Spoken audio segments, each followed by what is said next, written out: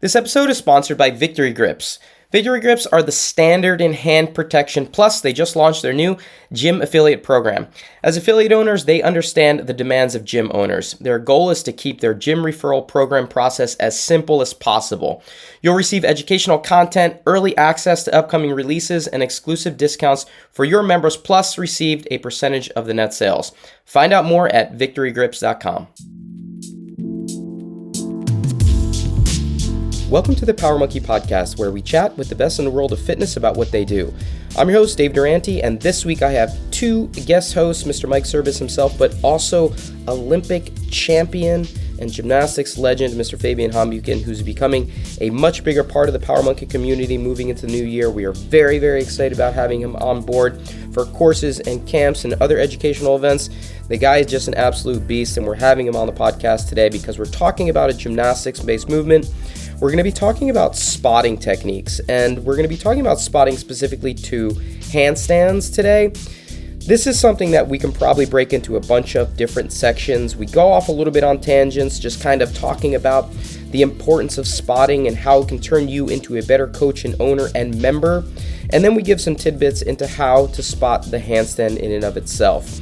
We hope you guys enjoy this one, and we hope you start thinking about spotting as becoming a tool that you can utilize to not only become a better coach, but also becoming a better athlete in terms of its application to the way that you train. Enjoy.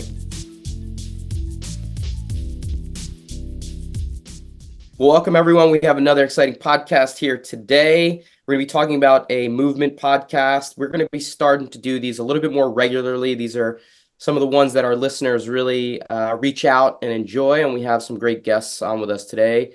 My co-host will be none other than Mr. Mike Service himself, who has become quite familiar with the handstands. Mike, good to have you on with us as always. Oh, thank you. I'm so honored to be here.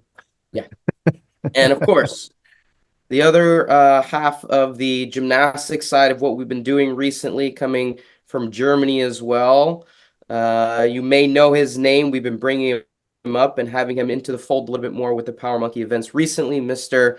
Olympic champ himself, Fabian Hambuchen. Fabian, how you doing, buddy? Good. Thanks for having me. Of course, man. Your insight into this stuff is going to be valuable. We'd love to get to know exactly how you view what we're going to be talking about. Some maybe back and forth, some things that maybe we don't agree on. I don't know. We'll see whether or not we fall in line, but the topic is going to be handstand spotting. Not just handstand kicking up and spotting, but also maybe spotting around different variations. We'll see how far we get into it. We'll try not to take it too long, but we want to start getting into a little bit more understanding of how to spot correctly for the fitness community, and we're going to start it off with some handstands today. Sound good? I think we're on target, and just so the listeners understand, I'm just here to moderate in case Fabi and Dave get a little bit heated, or one of them gets a little too long-winded and starts to go down a rabbit hole. So we'll keep it moving for all the listeners, and if the handstand stuff gets a little bit too boring for you, don't worry. In a future episode, we're going to get into some barbell and weightlifting, so it'll be even more exciting. 5 episodes of handstands, gymnastics, every one episode of weightlifting that we've promised. That's in Mike's contract. That's fair. All right, what do you got, Mike? Yeah, so I think the cool thing that Fabian and I experienced a few weeks ago, we were doing some workshops in Berlin at Coaches Congress. And from my side, it was fun to see, because Fabi took a conversation that you guys had recently about wanting to start teaching the community better spotting techniques and how to emphasize spotting in gymnastics overall, but definitely in the handstand variations. And just seeing how receptive the community was to the spotting workshop that Fabi did, it just reminded me how much of a piece is missing, I guess, from repertoires for coaches, for gyms, for programming. And I just think it's an opportunity for us today to kind of get into it. And I would start by just asking Fabian what that experience was like, I guess, in Berlin, because I know you had a lot of different questions, and I don't think you completely knew what to expect going in, if people would enjoy it or if it would be boring for them, or like, okay, yeah, we don't want to spot, and just kind of what you saw from the community in general.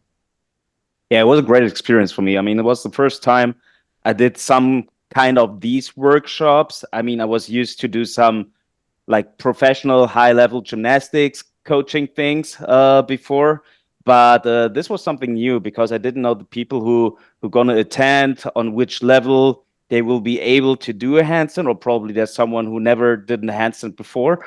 So it was a little bit I was really excited and pretty nervous for that, but right after the first workshop it went so well, and all the things I learned from you, Dave, with your Power Monkey seminar, it just worked out, and I just also put my own stuff in it, some other drills, some other like philosophies maybe, and in all it was really cool. I had a lot of fun, the guys enjoyed it, and I also learned a lot how to do things a little bit different from workshop to workshop. I mean, I did 3 workshops on these 2 days, so it was better and better from day to day, and it was just awesome. And also the questions like the participants had, they were quite interesting, especially to the spotting part, because it was not only about how to spot, but sometimes more what an like effect mentally has the spotting or the spotter in this case. So that was really, really interesting for me, because I'm also really much into like mental things, like mental strength, and I do speeches about that. So it was really interesting to figure out how this mental aspect also belongs to the spotting part. So that was really cool, and I think that's also a good topic we could talk about, because Dave, there were one really interesting question to start this podcast with. That one, the guy said he has a lot of athletes. I mean, he was a box owner, and he has a lot of athletes which gets really frustrated fast in gymnastics. We know that we have to be patient. It doesn't work out from like overnight.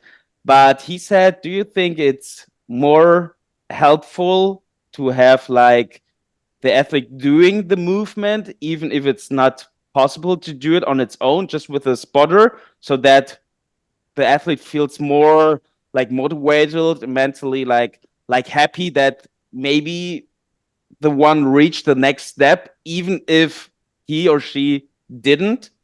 You know what I mean? I do. And wait, what was your answer? Like, what are your thoughts on it? Because I have a very specific thought on that, but curious what you think. I thought as long as there's no risk for injuries, and as long you can keep the shape and the body form of the athlete with the spotters. Probably you need 2 spotters, and they need to be really strong to get someone in a upside down position who is not able to stand on their hands. So I said, if there's no risk of injuries, and if you can give the athlete the right feeling how to do a handstand, it's all good, I think. Yeah, to me, that's one of the enormous benefits of spotting. And it's one of the things that it should resonate from the gymnastics world as one of the things that we teach in spotting with kids as well, is that you can't do a movement that's complex the first time. So what the spotter is there to do is not only create an environment that's safe, but also allow you to understand the movement pattern, to create patterns that you can do over and over again, but not rely on you having to do it on your own. It's basically a spotting belt, right? It's having someone there to get you through the technical components of a movement so that your brain becomes hardwired around that movement pattern, and you can take the thinking out of the equation. So do I think that having a spotter allow the movement pattern to be taken over so that the athlete can just do it and, yes, feel safe and take the injury component completely out of it? That should be a main factor of what the spotter is contributing. It's not just creating a safe environment, it's also creating the movement pattern so that the person can understand, oh, this is what my hands are supposed to feel like when I have all of my weight on it. This is where my eye line should be. This is what my breathing pattern should feel like. You can take some of the things that are, negatives in terms of fear, in terms of, I don't know what my body position is doing. You can take those things out of the equation if you have a good 1 or 2 spotter and create an environment where the athlete now allows the body to take over. Because eventually, I mean, you tell me if this happened for you, but I assume it's true for every elite athlete. Once you start to master a movement, you don't think about it anymore. It happens, right? Your body naturally takes over. And that's what you want these athletes to slowly start to do. You hammer reps. You have to hammer reps, good quality reps, and a spotter allows for that to happen. So I am 100% on board with the idea that if the person can't do it, but a spotter allows them to be able to feel the pattern, that is a huge win, not a negative. And sometimes we get pushback on that from people to say, yeah, I did that bar muscle up or I did that handstand because you did all the work for me. That is 100% the point of a good spotter. Don't look at that as a negative. It is a tool, not a crutch in that situation. So I look at it as an incredible tool if a spotter is allowed to create an environment for the athlete to be able to do a movement that they can't do on their own.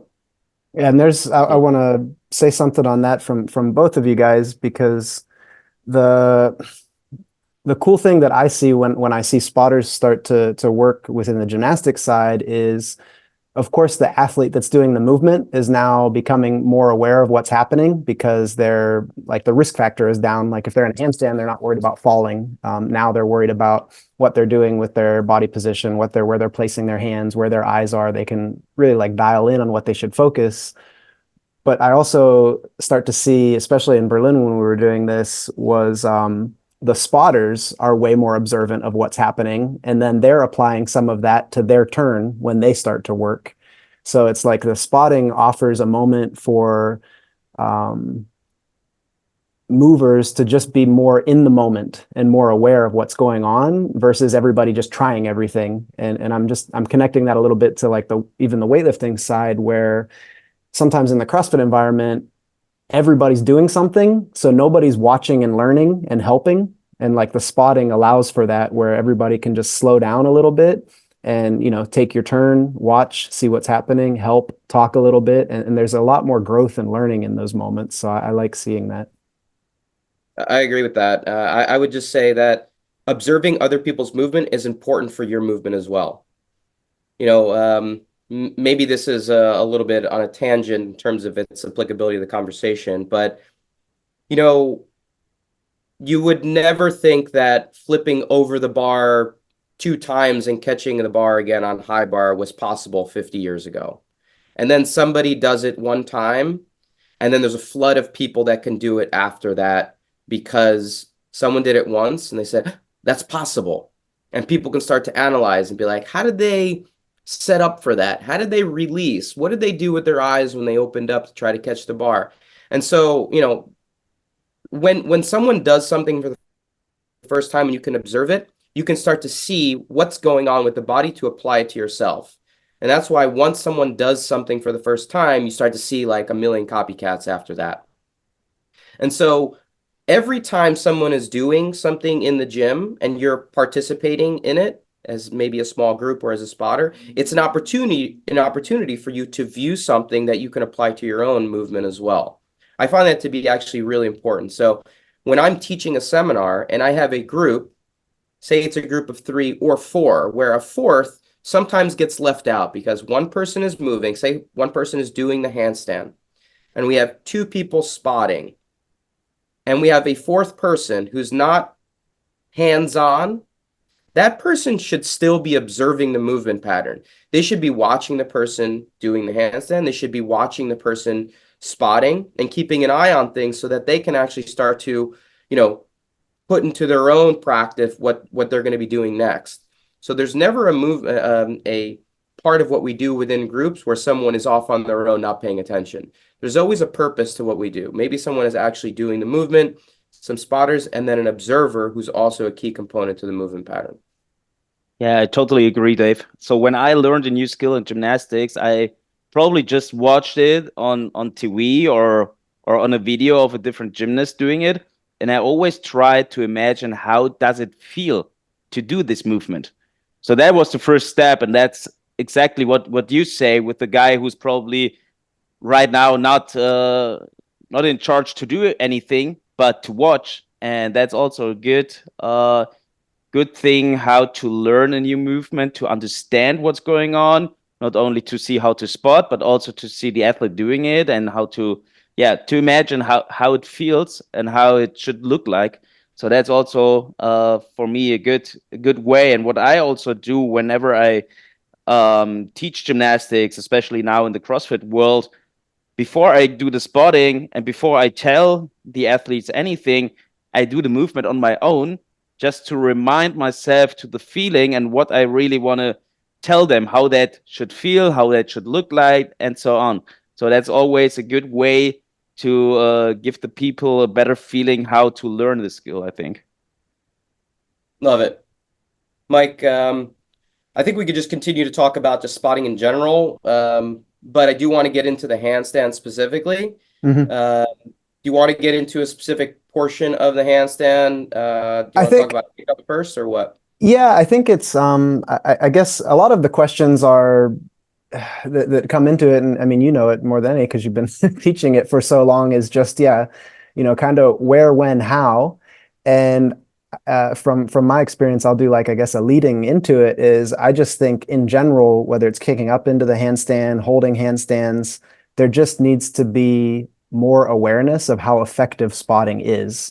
So, like, from your perspective, when should somebody start spotting? Like, if we're, if we're in a CrossFit box, we're in a, a general, fitness studio or something, and people are starting to learn handstands, like, when should spotting be introduced? Okay, so that's a loaded question a little bit, because when someone should start spotting and when someone should start to learn how to spot are different things. Yep. Because a lot of times people just think that they are good spotters, or, a coach says, okay, spot handstands as part of the warm up. We're going to do 5 kick ups, just partner up and, someone will spot. And they have no idea what they're doing. People will stand really far away from the person who's really scared of a handstand, put just an arm out in front of them, creating kind of an artificial wall. Does it work? Does it not work? They have no idea what the spotter is supposed to be doing. The goal is to create a level of comfort and confidence for the person who's going. But first, as a spotter, you have to create a level of comfort and confidence in yourself. You cannot convey those things to the person who's trying to do a scary movement unless you have it in yourself first. You know what I mean? Mm-hmm. So to be a good spotter, you need to understand how to position yourself in a place where you say, hey, I know you've never done a handstand before, but you're going to be safe here. We're creating a safe environment so that when you get upside down, you're going to be okay. You're going to come down. You're going to stand up. You're going to be able to catch your breath. You're going to be able to do another one of these. So learning how to spot is more important than just saying we're going to throw spotting out there. So I think that that's a missing step. We have our training principles that we go over as soon as we start every seminar. And, be patient, limit your frustration. And number 4 and 5 on there are partnering up and learning how to spot. And we've been stressing learning how to spot for, well over a decade now. And I realize that we have not done a good enough job of it, where it just kind of gets lost within all of the information within the 2 days that we teach, that I wanted to do something that's a little bit more just spotting specific for the coach, yes, but then also for the individual in the gym who become a more useful partner, a more useful person in the gym that can be a little bit more sought after in terms of their value, especially as a coach. So I think we all need to do a better job of giving resources to coaches, owners, and other members on how to create good quality, confident spotters out there that can then pass that on to their members. Yeah, and I was with that. I was just making me think a little bit. I think a lot of times in the gyms too, the only time somebody is spotting is when there's somebody that needs it so much that they're forced to spot. So in that sense, a lot of coaches aren't actually practicing or learning how to spot, maybe with somebody that's already very capable. So, like, when I think of even myself learning how to spot in a lot of different movements, it was maybe being a demo with you, Dave, at a course, and then you're showing people how to do things, and maybe I'm spotting with you with somebody else that's already very good. So, like, in that moment, I'm not worried about dropping them, or I'm not worried about anything. I'm focused on, like, oh yeah, my hand goes here and they're able to do it, but this is where I can go. And I think even from, like, a coaches community, it'd be so helpful for coaches to practice spotting each other, like before classes.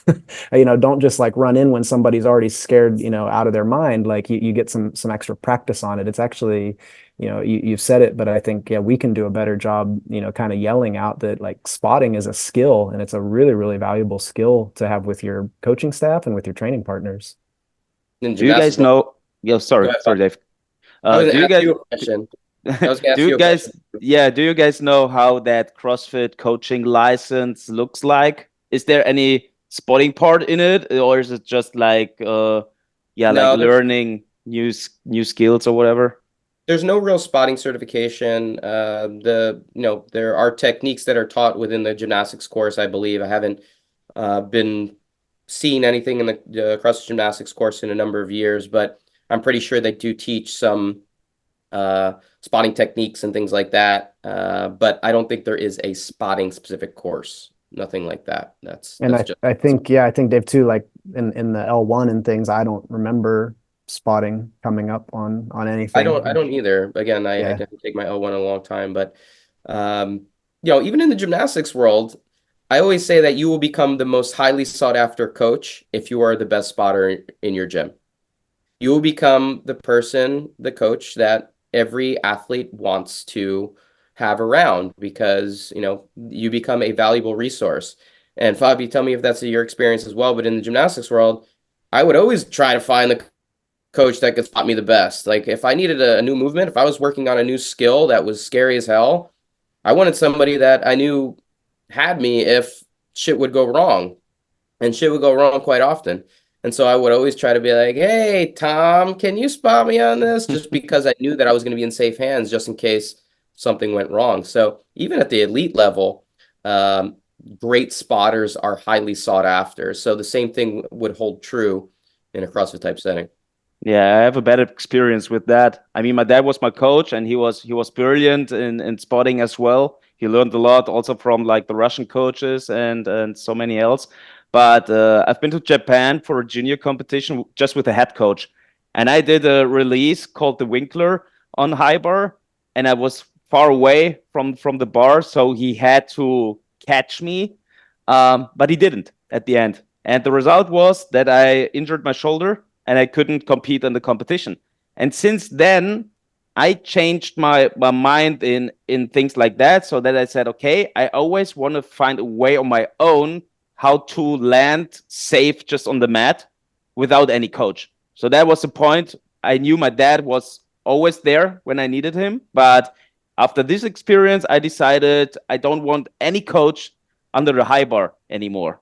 So that was this kind of bad experience. But of course, when I learned new skills, I was happy when my dad was there and he could spot me. So, but that's exactly what you said. You need someone you can trust to and who gives you the right confidence for the new movement. Love it. Well, getting to the handstand, the first thing that I would say with spotting is that maybe this is more of a technical piece than it is even a spot, but don't think of a handstand as all or nothing. And I think that's when we're learning a handstand, we get caught up in thinking that you have to get completely inverted to actually have a sense of what the movement pattern is.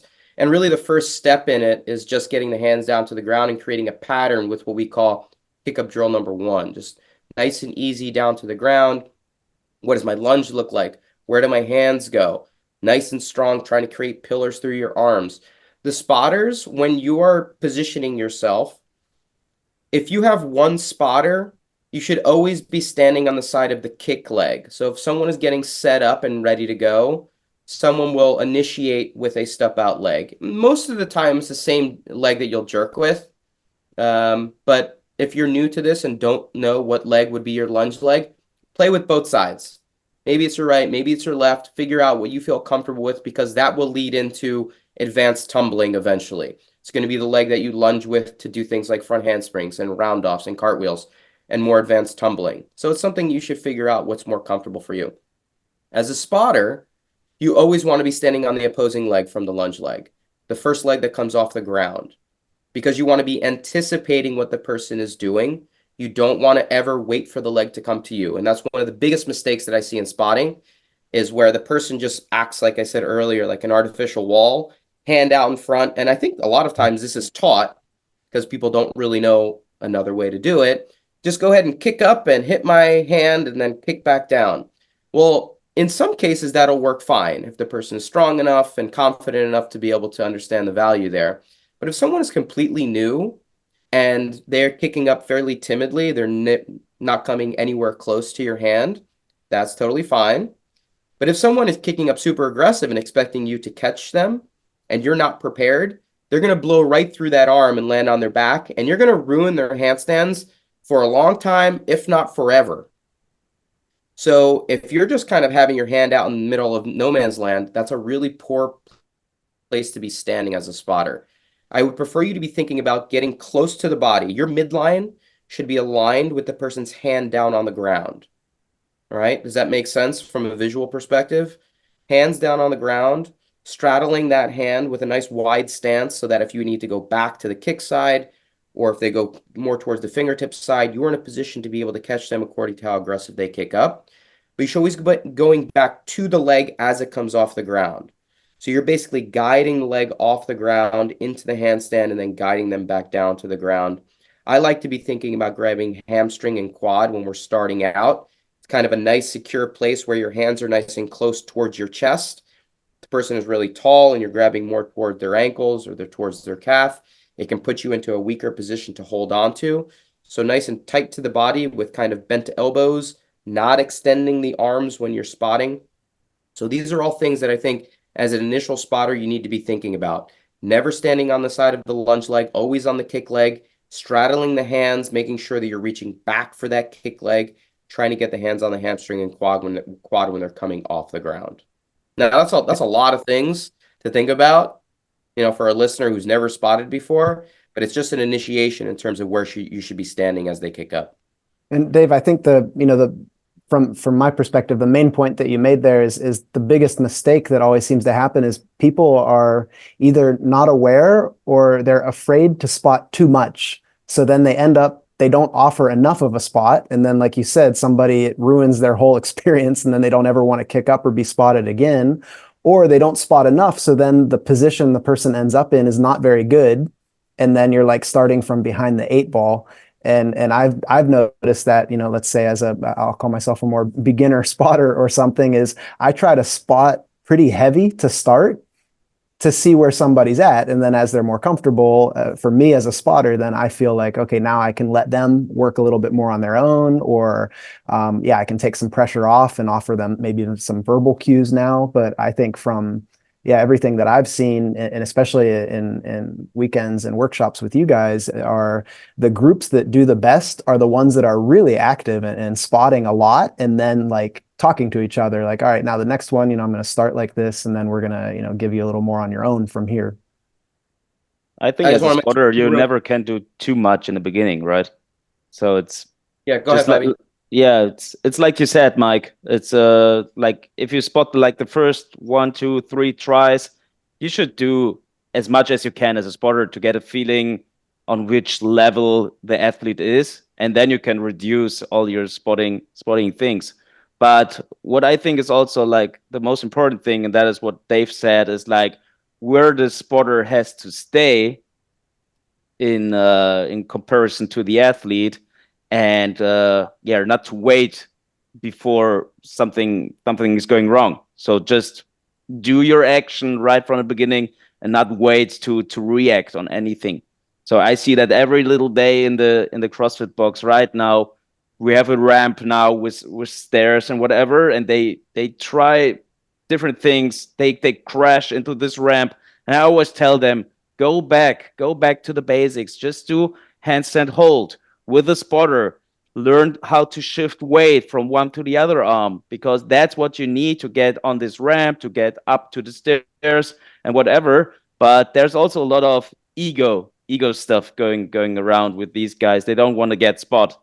So that's also a hard part sometimes, to give the people the understanding what the spotter is able to do in terms of to learn the best technique to get you to the most high difficult skills, Yeah, I think there's definitely a separate conversation between like the elite athlete who's looking to compete versus, you know, the person who's trying to get upside down for the first time. And the answer should be the same. You should be continuing to go to the basics. And you're right. I think you have hopefully easier buy-in from the person who's starting from scratch, where we say, hey, we can build you up really well and give you an opportunity to learn how to do these things properly. So as you get older, you're going to get better at this rather than hit a wall, which is what most of the athletes are doing. And when it comes to handstand walking, you know, the biggest distinction I like to make is there's actual handstand walking and there's an eventual fall happening. Those are the two big differences. If someone who knows how to walk properly, they are taking steps with purpose and intention, as opposed to someone who is just, you know, preventing an eventual fall because they have the strength to be able to do it. Those are totally different things.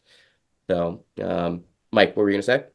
I was just, yeah, I kind of like the, you know, back and forth in the thought process of the, let's say, practical application, and you're giving a lot of detail there with that, Dave. And then Fabi, kind of from the experience then in the gym, you know, talking about mindset and egos. And I think one thing that, of course, we want to do as the, you know, teachers of the teachers, but, you know, if you're listening, I think a lot of our listeners are coaches and gym owners and things, is getting consistent messaging. So from a weightlifting side of things, the longer we're in the community, the easier it is for me to get people to squat deep. Like, I don't have to convince people so much anymore to squat all the way down like I did 10 years ago. And I would hope that from a spotting perspective in gymnastics, that we can kind of see that trend start to happen, where it's not surprising to coaches when we show them a spotting technique or when we tell them how they should be spotting in classes. And I think that's it's as much our mission, but as it is for the listeners that are listening right now. Like, we want you to buy into these methods. I think a lot of you have probably been to some of our events, and if you haven't, then you need to come to some of them so you can learn these methods. Because yeah, it can't just be a few of us. We really, really want to get this out into the community so that people can move better and safer and for a really, really long time. I mean, I can only hope, Mike, that you know, this becomes commonplace sooner rather than later, and that we can lead the charge when it comes to, you know, the necessary techniques for people to be able to do these things safely. I just want to add one or two more things on what we talked about with the kick up from earlier. Is, you know, we talked about the placement of one person, but a lot of times when we're in settings, we're doing it with two spotters, and, you know, these would be even different than the way we teach kids. And teaching adults and spotting adults is much different than spotting kids. I mean, just in all honesty, you have much different sizes and weights that you have to, and fear levels that you have to adjust to, that, you know, an 8-year-old little kid is much different. You know, you're able to manipulate and kind of get them into place a little bit more easily than you have, you know, a 50-year-old person that has never been upside down and has mobility limitations and fear and all these other things that come along with trying something new for the first time at a later age. So doing it with two spotters, and in some cases, even three spotters, is totally fine. And I think we need to be okay with that and just say, like, hey, you know what? We're going to have a secondary spotter here to create a level of comfort for you so that you can focus on what you need to do. We're going to have a third person in here, and I do that a lot at camp, where I just come in and act as a third spotter to kind of give an additional cue here and there, and it becomes very helpful. With that being said, there are also groups of people that should not be kicking up the handstand yet. And I think that's also important. This is on the coach to be able to, maybe, Fabi, you mentioned this a little bit before we started, to be able to analyze and to appropriately assess if the person is actually ready to go upside down. You know what I mean? And so some people need to be at a different starting point. If you have 10 spotters, the person maybe doesn't have the strength or the ability to actually be inverted, and they need to maybe be on a box or at an angle up against the wall. And so the spotters are there and need to be positioned correctly for the person who's ready to be upside down. But again, this is maybe a larger conversation, but I think it's important. Multiple spotters are totally fine. But we also need to understand that not everyone is ready to be upside down. You know, a large portion of the population, probably more people than they think are ready, but that doesn't mean that everybody's ready to go, even with a good spot. Like, my mind was just running. I was like, I wanted just to say that what Dave said, that not everybody is ready to go upside down. And I think what's interesting to see many times in the box is that if you tell them you have to go step back and do some probably wall facing handstands or just handstands to the wall, they always think they have to do it on their own. But I think also there, if you even go steps back and you do some other easier drills, it's helpful to have a spotter with you to get you into the right positions, even if it's easier to do it mentally just on your own many times. But I think spotting is not only for the final skill, it's also for every little drill in the beginning to give the athlete the confidence and the right feeling for that movement. I think that's also a really important thing people should know, that spotting is not only for the final version of this movement, it's also for the very early beginning of little drills. Oh, I think, absolutely, Fabian. That's such a great point. Go ahead, Mike. yeah, no, yeah, Dave, I was just probably something you're going to say anyways, and both of you say it, but it's, returning to the basics and continuing to focus on the basics for everything that we teach is so important. And yeah, spotting is not just for the highest level of whatever skill you're doing. It should be experienced throughout. And even from a mental side of things, whether you're the coach or the athlete, like nothing is like in a bad way taking a step backwards. It's just like, where can you most effectively work in the moment? And I think that being able to explain that to people is important. I think that's one of the things that we try to really work on with coaches and athletes when they come to work with us in person is how to explain the purpose of what you're doing, and that it's not taking somebody to a quote unquote beginner level or anything. It's just, where can you work most effective to see your individual progress? There's not really a drill that gymnasts stop doing as you get. Exactly. Like angled wall holds, which I'm going to bring up in a second, is a drill that I find to be critical as a starting point for a lot of people who can't get fully inverted and thinking about handstands angle by angle. So wall facing, basically like doing half of a wall walk, and how critical that position is. So for basically anyone who's scared of getting inverted, an angled wall hold, wall facing is one of the most important drills that you can be working towards, because it's going to get you to understand how much stress your shoulders are going to get put under when you're getting more and more weight inverted.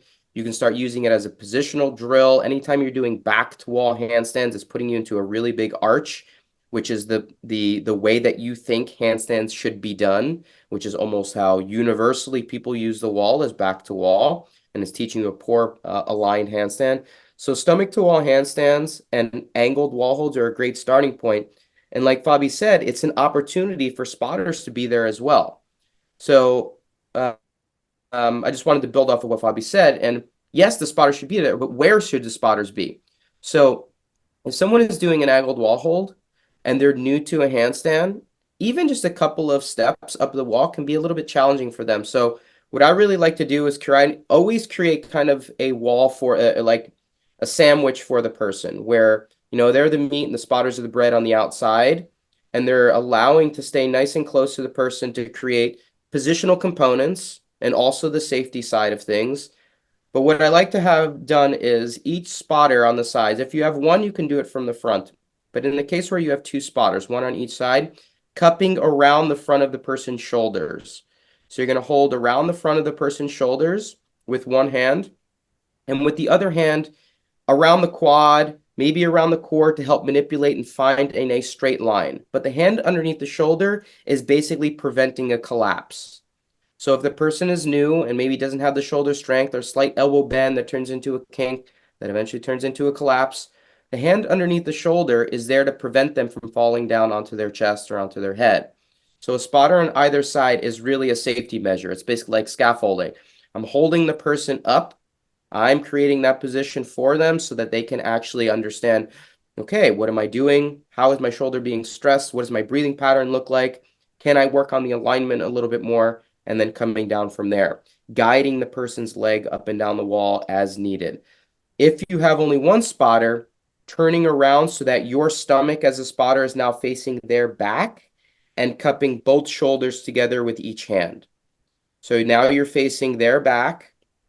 They're facing, doing a wall walk, tape handstand at an angle. and you're using each hand underneath the shoulder in the same way, just to be able to use equal pressure underneath both shoulders. You can have a spotter on each side if needed, or you can do it as a single spotter if needed. Yeah, it's funny. I just did it 2 days ago with a girlfriend of one of my best friends from the box, and she went to the CrossFit box for the first time. But we knew she's doing a lot of fitness. She's strong enough to go upside down, and she said she wants to do some handstand. I said, okay, let's show me what you got. So she did just a kick up handstand to the wall, and I saw her body shape wasn't right, so we went a lot of steps back, just did a body tighteners on the floor and everything. And then I asked her if she can probably do a wall walk to get into the wall facing handstand, because that's the handstand you can find the best position easily, I think. And it was exactly the thing. She didn't know if she is strong enough to do the steps with the hands in the wall walk. So we used two spotters, her boyfriend and me, exactly the way you said right now. And it worked out really well. And then she had the right body shape.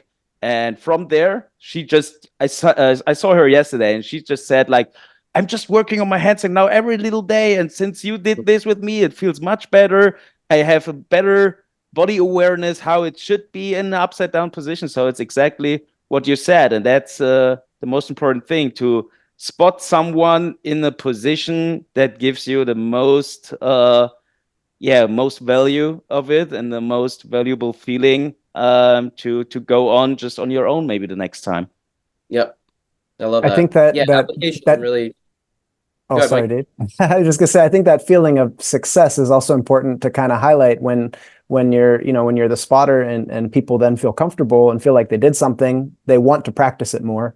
And then that feeds into you, Dave, you're constantly telling everybody, like, you should practice your handstand every day. It doesn't mean that you're, doing a freestanding handstand every day. But if you like something and you feel safe doing something, you're more likely to want to try it more often. Yeah. So, we've been talking for close to 45 minutes now. We've been talking more globally about spotting and the importance of it. Just the two main take-home points that I think we can cover when it comes to handstand kick-ups or handstands in general, are the kick-up positioning. Just to reiterate what we talked about for the listener out there, where to position yourself if you are freestanding and the person is working on kicking up, instead of creating the artificial wall. Always standing on the side of the kick leg, never on the lunge leg if you're a single spotter. Straddling the hand, reaching back towards the leg, one hand on the hamstring, one hand on the quad, guiding the leg up off the ground. If you do have a secondary spotter, they'll be on the other side, also straddling that hand down on the ground, grabbing that lunge leg as it comes off the ground as soon as possible. Always hanging on to the person. And also, this is really critical. Person's not done until they're back down on the ground.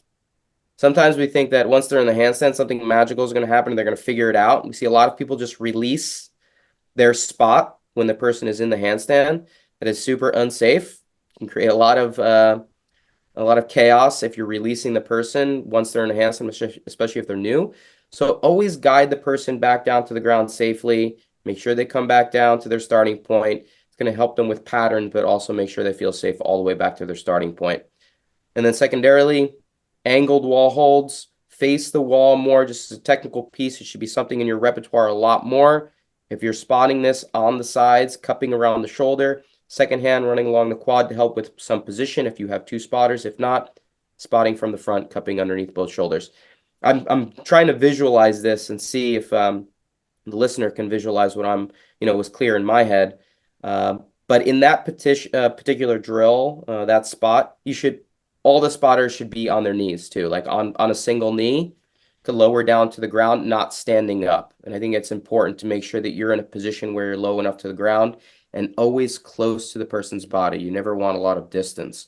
So on your knees for the one where the person is actually doing wall facing, gives you a little bit of a better leverage point in terms of safety in case the person needs it.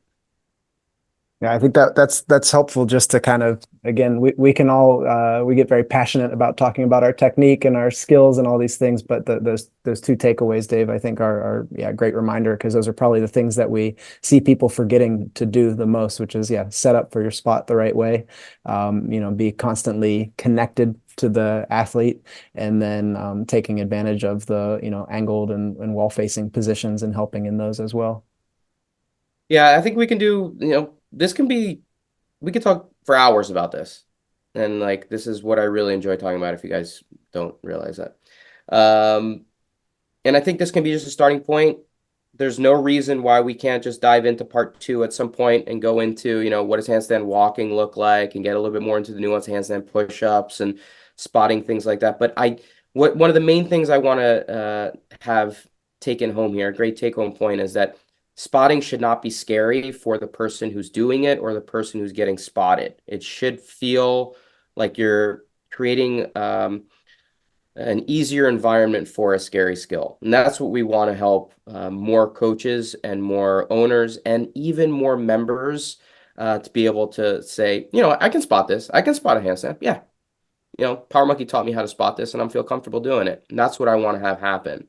So hopefully we get some questions coming out of this as to, all right, I want some more elaboration around like where to stand when we're doing kick-ups or whatever it is.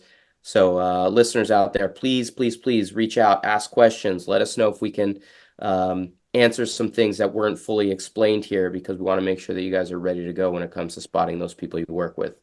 Yeah, definitely. And don't be afraid to, click on our events calendar, see where we are. If we're somewhere near you, come see Dave, Fabi, even me. I will be in the background cheering for your spotting and waiting for you to come into the weightlifting session. But yeah, we're going to be out and about a lot. So we're definitely ready to teach. And then thankfully, I think Jordan will put some nice links in for some YouTube content that goes a little bit deeper too into a lot of the handstand components. And Dave, I think as well, we have a new handstand plan coming out, right, on our app? We do. New year, and we're excited about it. Some fun things that we're going to be exposing in the app very soon. And our first new plan that we're going to be unveiling is Handstand Walking Advanced Plan. So for those of you out there that went through maybe the foundation handstand walking plan and are feeling pretty good, taking a few steps with purpose and intention like we talked about, this plan is a single level plan, 12 weeks, 2 days per week. The sessions are about 30 to 45 minutes, depending on how in depth you want to go with some of the warm-up stuff. And it's all around trying to walk laterally, walking forwards, backwards, walking in squares, walking for speed, walking incline, declines. So it's going to teach you how to walk with precision around different obstacles, and again, with speed and with purpose. So I'm proud of it, proud of this plan. I think it'll help a lot of athletes out there, the regular athlete, like you said, Fabian, those people working on trying to get up and down ramps, but also those competitors out there that need to get a little bit more proficient in some obstacle type situations. Fabi, thanks for being with us today, buddy. Thanks for having me. Anything you want to finish up with before we close out? I think you said everything, but it's like spotting is a really important part in gymnastics. And I think in every sport, like learning the right technique right from the beginning, eliminating fears, that's a really important thing. And I think a lot of people should take their ego away and just take a spotter. And what you said, Dave, it's really important that not only coaches and box owners know how to spot, that also members, because many times you're in a gym, probably the coaches, they have a class, you're in an open gym, and you want to work on your gymnastics, and there's no one who can spot. But if there are a lot of members who are aware of how to spot properly, would be awesome to give everybody the chance to get a nice and good spotter, to get the movement ready in the right technique. There we go. I think we've got the Power Monkey ever opens up a gym, Mike. If Power Monkey ever opens up a gym, we're gonna have the best spotters in the world. Oh, I like it. And I was just gonna say, I think we've got our, this is a New Year's Day recording episode. If you're listening now, we came on, we all wanted to talk so much that we couldn't even wait to get through New Year's Day. And I think we've already got the mission for ourselves as the Power Monkey educators. We need to get some more good spotters out there taught. So that's going to be a big mission for us this year. And then you, as the listeners, we want you to embrace this learning process and get more Power Monkey disciples out there, helping people in the gym move better every day. Absolutely. Well, thank you guys. Appreciate the time, especially on New Year's Day holiday. Appreciate both of you coming in from Germany. Enjoy the rest of your nights out there. My day is just getting started. But for all of the listeners out there, please be sure to head over to powermonkeyfitness.com for services and upcoming events. We have a ton of cool stuff coming up in 2024 that we're excited about, so go check out the website. Check out also our Instagram pages for regular teaching and technical content at Power Monkey Fitness, at Dave Durante, at Mike Service, and Fabi. Give me your handle. At Fabian.Hambüchen. Excellent. Fabi is also coming back on the rehab from his shoulder surgery and kicking ass, showing he 5 months ago rehab. Yes, sir. Yes, sir. Did first strict muscle up in 5 months just a couple of days ago. The dude is a beast. Coming back ready to go, ready to compete again. Wow, dude. The guns are back. You're competing. Absolutely. He's competing in the CrossFit world pretty soon. He's ready to go in his new competitive life. On behalf of Power Monkey Fitness, everyone, I'm your host, Dave Durante, with my co-host this week being Mike Service and Olympic champ Fabian Hambuchen. Until next time, thank you all for listening.